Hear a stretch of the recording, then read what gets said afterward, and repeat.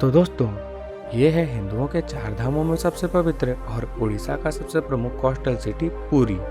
पुरी शहर पूरे डिस्ट्रिक्ट का हेडक्वार्टर भी है, जो उड़ीसा की राजधानी भुवनेश्वर से दक्षिण में 60 किलोमीटर की दूरी पर बसा हुआ है। इस शहर को 12वीं शताब्दी में बने हुए जगन्नाथ मंदिर की वजह से विश्व भर में ख्याति प्राप्त है।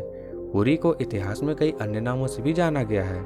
पुरी के जगन्नाथ मंदिर में 7वीं शताब्दी से लेकर 19वीं शताब्दी तक 18 बार इनॉग्रेशन हुआ है।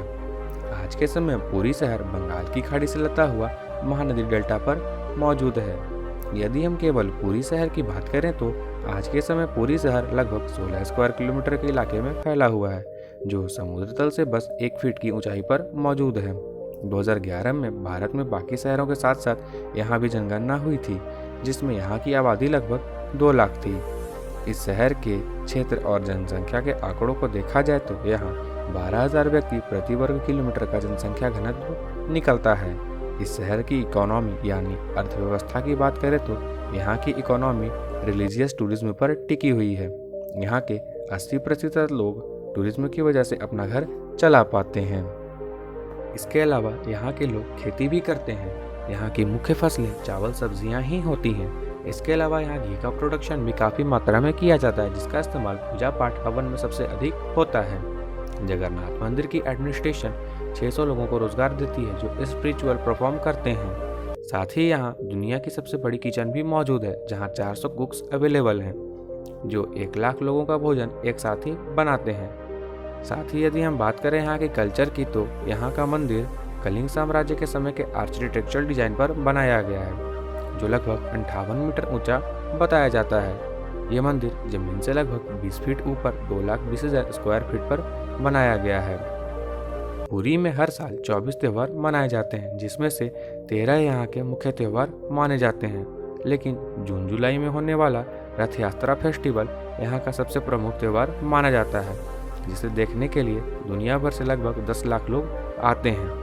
बाकी समय में भगवान को मंदिर के अंदर ही पूजा जाता है, लेकिन जून जुलाई में होने वाले रथ यात्रा फेस्टिवल में इन्हें गुंडीचा टेम्पल लाया जाता है। यदि हम बात करें यहाँ के आर्ट्स और क्राफ्ट्स की तो यहाँ के बीच पर बनाए जाने वाले सैंड आर्ट्स भी काफ़ी पॉपुलर हैं, जिसे आपने रील्स वगैरह में तो देखा ही होगा। रेत से बनी हुई सुंदर सुंदर आकृतियाँ और मूर्तियाँ ज़्यादातर पुरी के बीच पर ही बनाई जाती है, और इस कला के जन्मदाता बलराम दास को माना जाता है, जो 14वीं सेंचुरी में इस स्थान पर पैदा हुए थे। हर रोज़ यहाँ आर्टिस्ट अलग अलग भगवान और सेलिब्रिटीज़ की आकृतियाँ बनाया करते हैं, और हर रोज़ वो लहरों की वजह से फिर से बिखर जाती हैं। इसके अलावा यहाँ हर बार त्योहारों पर उड़िया डांस और म्यूजिक शोज भी होते हैं, जो यहाँ की ट्रेडिशनल कल्चरल एक्टिविटीज़ हैं। अगर हम बात करें यहाँ के ट्रांसपोर्ट और इंफ्रास्ट्रक्चर की तो यहाँ 1790 से पहले कोई सुविधा नहीं हुआ करती थी। लोग जगन्नाथ स्वामी के दर्शन के लिए पैदल आया करते थे, लेकिन अंग्रेजों द्वारा 1898 में यहाँ तक एक रेलवे लाइन बिछाई गई, जो अब ईस्टर्न रेलवे जोन के तहत ऑपरेट होती है। पुरी से आपको कोलकाता और विशाखापट्टनम के लिए सीधी रेलवे लाइन मिल जाती है। साथ ही राष्ट्रीय राजमार्ग 203 इसे यहाँ की राजधानी भुवनेश्वर से जोड़ती है।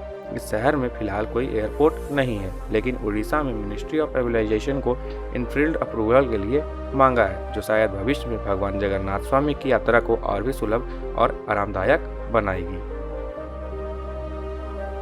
तो दोस्तों, मिलते हैं अपनी नेक्स्ट वीडियो में। तब तक के लिए जय जय श्री सीताराम।